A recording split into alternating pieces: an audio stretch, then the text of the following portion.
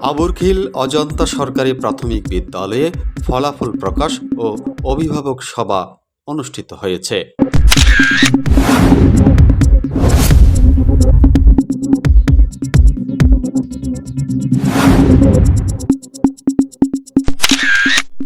রাউজান উপজেলার উরকিচ্চর ইউনিয়নের আবুরখিল অজন্তা সরকারি প্রাথমিক বিদ্যালয়ে তৃতীয় প্রান্তিক মূল্যায়ন 2025 এর ফলাফল আনুষ্ঠানিকভাবে ছাত্রছাত্রীদের হাতে তুলে দেওয়া হয়।